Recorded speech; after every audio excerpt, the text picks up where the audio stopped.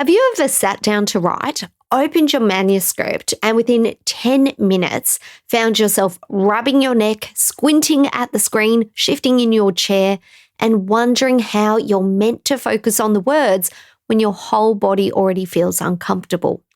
Sometimes it isn't the writing that's making the session feel hard. It's the way your body feels in the space you're trying to write in. Maybe your keyboard's sitting at an awkward angle. The screen feels bright, your feet aren't properly supported, or your chair has you constantly shifting around, trying to find a position that doesn't make something ache. And because each irritation seems tiny, you dismiss it. But tiny friction repeated across an entire writing session can make the page feel much harder to tackle and to return to. So today, we're doing a practical writing space audit. No Pinterest perfect office required and no expensive makeover. We're looking at the small changes that can help your body settle and your attention stay with your book, which makes your writing feel easier. So stay with me.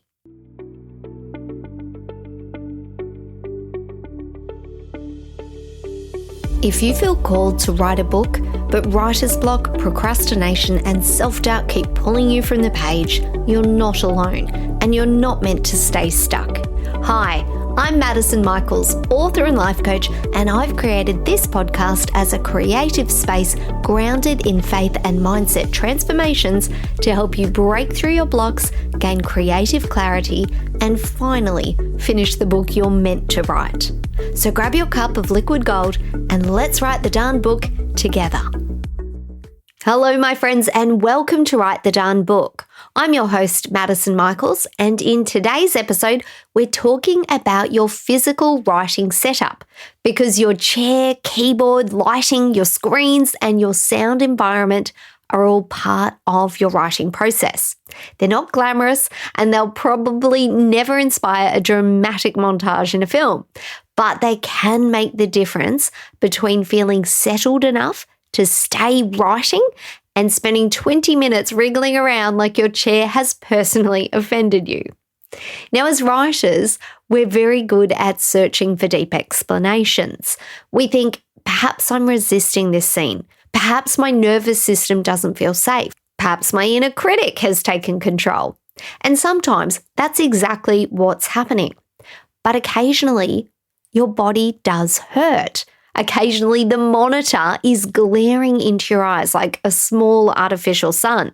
And occasionally, your keyboard is forcing your shoulders into a position that really is uncomfortable. And your brain is receiving a steady stream of messages that say, this is not comfortable for me, I'm in pain, can we leave now? That is useful information. Because your writing environment doesn't need to be beautiful enough for Instagram. It needs to support the way you actually write.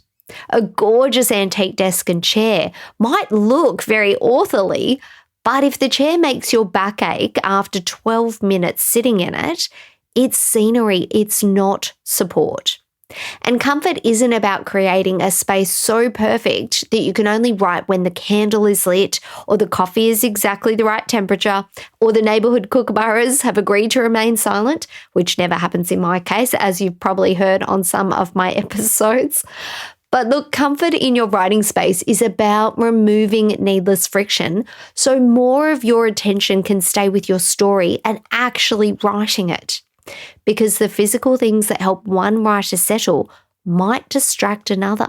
So your ideal writing environment can be shaped by your body, by your bird personality, and your writing modalities as well. It could also even be shaped by the particular phase of writing that you're in. So today isn't about copying somebody else's desk. It's about noticing what helps your mind and your body stay connected to your writing. Now, my own writing space looks a little like a command center of a small aircraft. You see, I have 3 massive screens arranged around me, a split ergonomic keyboard, a special microphone, and all of my main writing tools connected and ready to go. I've got a sit-stand console on my desk, a walking treadmill underneath it, a cushioned mat for standing, and an exercise ball for when my hips feel tight. I've also got a massage gun nearby for the tension that often creeps into my shoulders. And beside me, I have my iPad and my Remarkable on a stand, usually showing what I need to work on for that day. I also use some software programs like MeisterTask to organize my projects and tasks so that I can clearly see what needs my attention. Do I use all of these things during every writing session? Absolutely not. But I like knowing they're there. Having everything connected, organized, and within reach makes me feel prepared. If my back becomes uncomfortable, I can stand. If I need movement, I can pull out my walking treadmill and I can walk while I'm editing or gently writing. And if my hips feel tight, I can switch my chair for my exercise ball. If my typing starts to feel slow or physically tiring, I can switch to dictation. Now, does that mean you need the same setup as me? Of course not. In fact, for some writers, that kind of setup that I have would feel far too busy and too structured or nowhere near creative enough.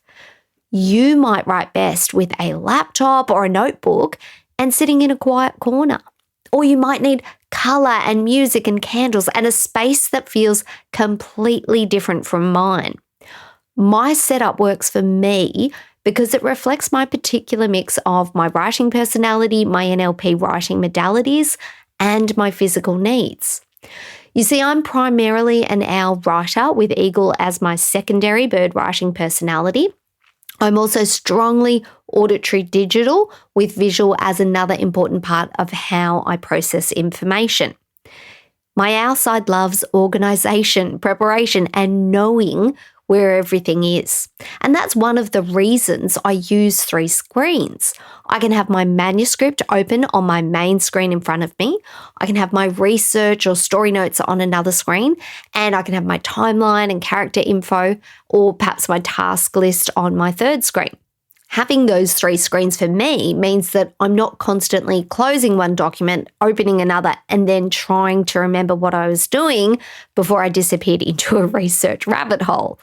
For my owl brain, having the information visible and organised reduces mental clutter. Then my secondary eagle comes in and says, "Great, but can we make this efficient?" So my eagle side wants everything ready, connected, and easy to access. When I sit down, I want to be able to open the manuscript and begin without having to rebuild my writing environment first. My auditory digital and visual modalities also explain why, when I sometimes use dictation, I have to be sitting in front of the computer and watching the words appear on the screen as I speak. I just can't dictate into my phone without seeing the text. That doesn't work for me because I'd lose track of the story and the logic of what I'm writing. I need to actually see the words on the screen so I can follow the thread and watch the sentences build while keeping the scene moving in the right direction. And because dictation software can sometimes make these weird and wonderfully strange mistakes with words, I like being able to see them on the screen and then fix the errors as they happened, rather than discovering later that my character entered the drawing room carrying a suspicious goat when I definitely said goat. Now, an auditory writer, on the other hand, might be perfectly happy recording directly into their phone and returning to the words later. They don't necessarily need that visual impetus of the words on the screen like I do. Now, a strongly visual writer might prefer to work entirely on the screen and not dictate at all. A kinesthetic writer might find that the physical rhythm of typing on a keyboard helps them stay connected to the scene. But these are tendencies, not rules. And you've got to work out what actually works and fits for how you are uniquely wired. Now, an owl might enjoy organised folders, planning boards, and clearly arranged reference material around them on their desk, whereas an eagle might want a really streamlined desk and the fastest possible route into the manuscript. A peacock might want colour and artwork and creative inspiration on their desk and in their room around them. Whereas the dove might be drawn to soft lighting and comfort and meaningful objects around their desk that helps their writing space feel more supportive. Now, most writers are a blend, so your workspace might reflect your secondary bird or even a less dominant modality. You might be primarily auditory, but discover that harsh lighting is your biggest distraction. You might be visual, but you rely heavily on movement and physical comfort during longer sessions. That's why this isn't about matching your desk to a personality checklist. It's about noticing what helps you feel prepared, comfortable, focused, and able to stay with your story. My writing command center, as I call it, works for my particular mix of owl organization, eagle efficiency, auditory digital processing, and visual awareness. And that also supports the physical needs of my body with all of my ergonomic equipment. Your ideal setup might look completely different, and that's exactly the point. So rather than looking at someone else's desk and thinking you need the same setup, instead ask yourself, what would best support the way I'm uniquely wired to write in this space? Now let's look at the 4 main areas where small changes can help to remove friction: your body, your hands, your eyes, and your ears. Let's begin with the places where your body actually meets the writing space. So first, your chair. Before you buy anything, sit in your normal writing position and notice where you're bracing. Are your shoulders lifted? Are your feet supported? Are you leaning forward because the screen's too far away? Or are you perched on the very edge of the chair as though you might need to escape at any moment? Often, one small adjustment with your chair can change your whole experience. You could raise or lower the chair, add a footrest, place a small cushion behind your lower back, or perhaps move the screen closer rather than moving your entire body towards it. A kinesthetic writer might notice physical discomfort almost immediately, while another writer might stay mentally absorbed in the scene and only realize an hour later that their neck's aching. Neither response is better. The point is to notice what your body's been communicating and make the smallest useful adjustment. Next, look at your keyboard and mouse. Your hands should be able to reach them without your shoulders creeping up towards your ears. A split keyboard might feel wonderful if you prefer your hands further apart. A vertical mouse or a trackball might suit a writer who finds a standard mouse uncomfortable. And if you write with a laptop, then a separate keyboard can also help transform your writing because it will allow you to have your wrists and hands aligned in the right position. And you can also lift your laptop either onto a stand or some books to get it in alignment with your eyes. So that can help too. Now, a split keyboard works beautifully for me, but it might feel completely wrong for you. Your hands, shoulders, your writing habits, and your physical needs matter more than whether a device is marketed as ergonomic. This isn't about finding the universally perfect device. There's no universally perfect writer, so there's certainly no universally perfect keyboard. I wish there was. But it can help if you're aware of what works best for you. Now let's talk about your screens and the lighting in your writing environment. If your screen feels like it's shouting at your face and it's really glary and bright, then your creative mind is going to have competition because the glare and that brightness is going to create physical discomfort with your eyes. So that is going to pull your attention off the page and more into your body in terms of what's going on. So you might want to try matching the screen brightness more closely to the room around you.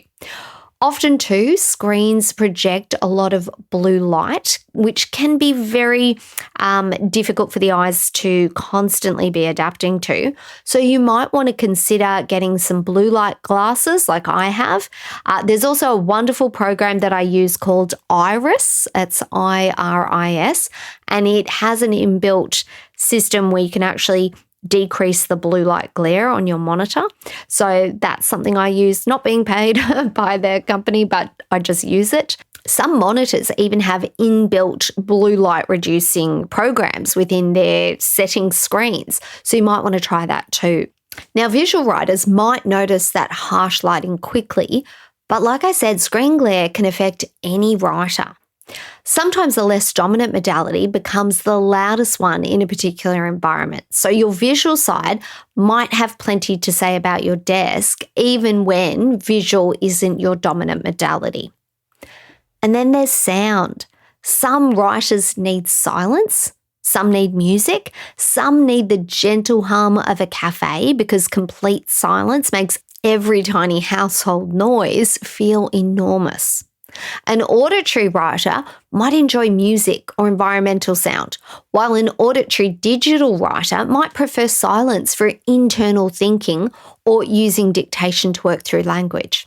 But these are tendencies, not rules. So you have to test what actually helps you rather than deciding what should help you based on a label. Dictation can be especially useful when dialogue arrives faster than your fingers can capture it, and when sitting still is making the scene feel stuck, or perhaps when typing starts to feel like it's the slowest way to get words onto the page. Use sound or silence in whatever way supports you and your writing best. Now, because I promised you a few practical ideas, none of this needs to involve buying expensive equipment or turning your writing space into a technology showroom. Before buying anything, look at what you already have. A stack of books can lift up a laptop to eye height.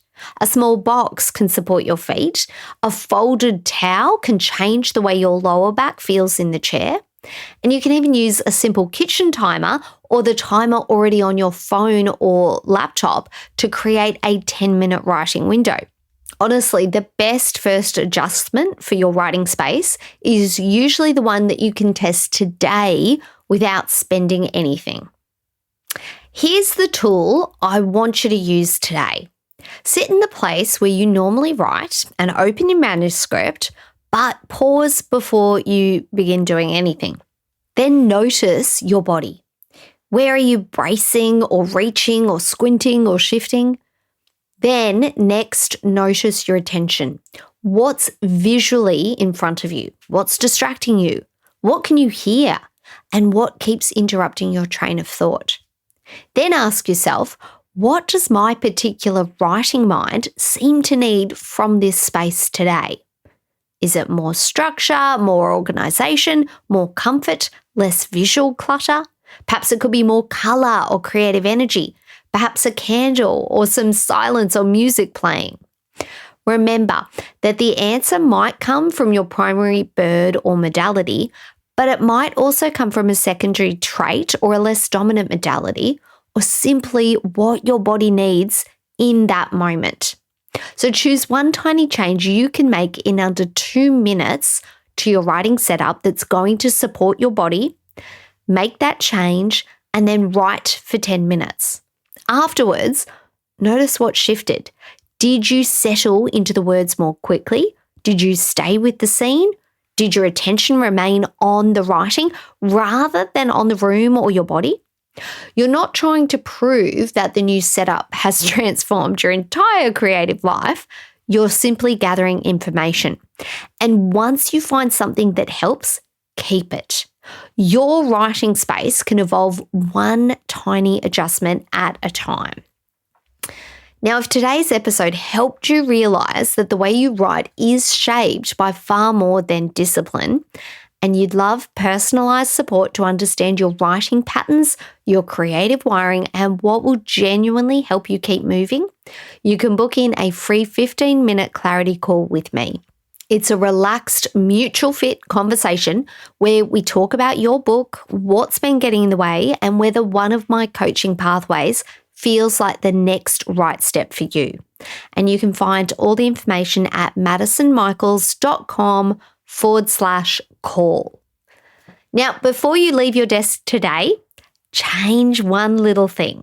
You don't need the perfect chair or the perfect keyboard or a writing room that looks like it belongs in a magazine. You need a space that supports your particular combination of body, personality, modality, and creative needs. So choose one tiny piece of friction, make one practical change, then give your book 10 minutes of your attention and see what becomes easier. And remember, my friends, you are the vessel for your story. So let the words flow through you and onto the page. Until the next episode, take care and let's write the darn book together. My friend, I hope today's episode gave you exactly what you needed for your writing journey. And if it did, would you take 30 seconds to share it with another writer who's struggling to start or finish their book? And if you're loving the show, I'd be so grateful if you left a quick review. It means the world to me and truly makes my day to know that this podcast is helping you. And as you head back into your week, I hope you feel more supported and connected to your creativity. And remember, you're a vessel for the story. So let the words flow through you and onto the page. All right, I'm off to refill my cup of liquid gold and go and do a little writing of my own. Take care, and I'll meet you back here in the next episode of Write the Darn Book.